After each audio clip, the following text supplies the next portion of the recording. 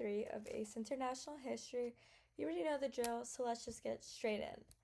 Okay, so 4.3a, Results of the Long March and the Leadership of Mao Zedong. By 1936, the CCP established a base secure from the KMT campaigns. The Zion incident led to the truce between the two, which made the CCP reestablish itself into the political leadership of China. Mao used the defeat of the CCP as a way to spread propaganda. The Red Army soldiers were perceived as courageous heroes willing to die for Chinese nationalism in the Long March. So Mao's exaggerations of the Long March led to the respect and support of the mass of Chinese population regarding the CCP. Because the CCP relied on the peasant support, the marchers weren't allowed to harm them or disrupt their livelihood. Mao believed the conclusion of the Long March will lead to China's full unification under a communist government. The Long March strengthened Mao's position as leader of the Red Army, though he still faced rivals with the CCP. Mao disagreed with other communist leaders who believed the revolution should be led by factory workers. Mao argued that the Chinese Revolution should be instead rally on the large peasant population. Okay, 4.3b, the establishment of Yunnan Soviet, land reform, and Mao's ratification campaign. The CCP set up its headquarters in Yunnan and built support by helping local peasants and improving living conditions. The CCP gained strong peasant support by redistributing land from landlords to poor farmers. The CCP propaganda presented life in Yunnan as successful and fair, which impressed foreign visitors. However, visitors often saw only positive aspects because the CCP carefully controlled what they were showing. Mao developed ideas about creating a single-party communist government that would rule China. Mao faced opposition from other CCP leaders who supported different types of revolution. Mao began the ratification movement in 1941 to strengthen the CCP unity and remove opposition.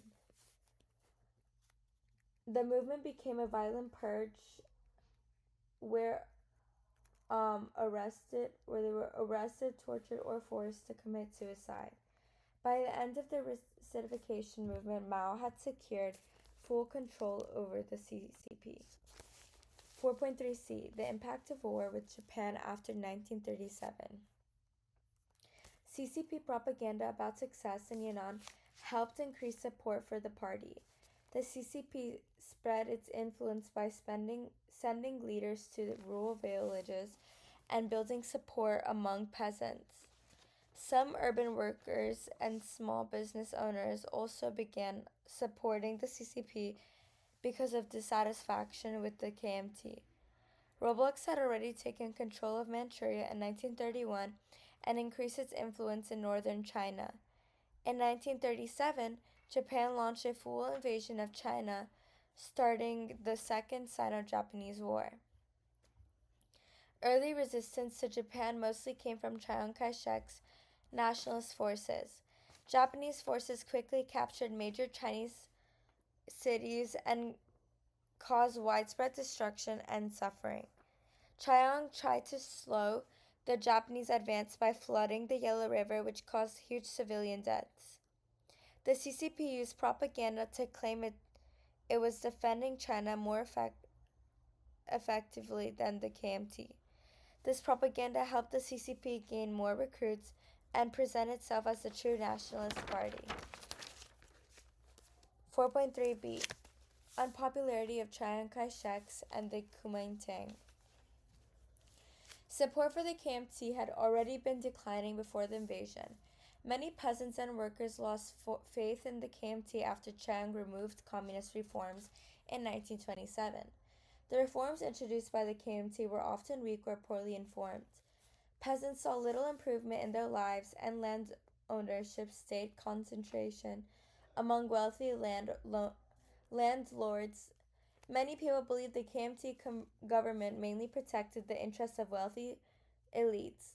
The government was widely seen as corrupt, especially because of its involvement in the opium trade. Chaeyong's government also limited democracy and censored criticism. The New Life movement encouraged strict discipline and loyalty to the government. Chaeyong relied on military power and censorship to keep control rather than gaining popular support. The KMT's failure during the war with Japan made it even more unpopular. By 1945, China was exhausted by war and moving toward a civil war between the CCP and KMT. Thank you guys for tuning in to 4.3 and come back for the last part of Chapter 4. Bye.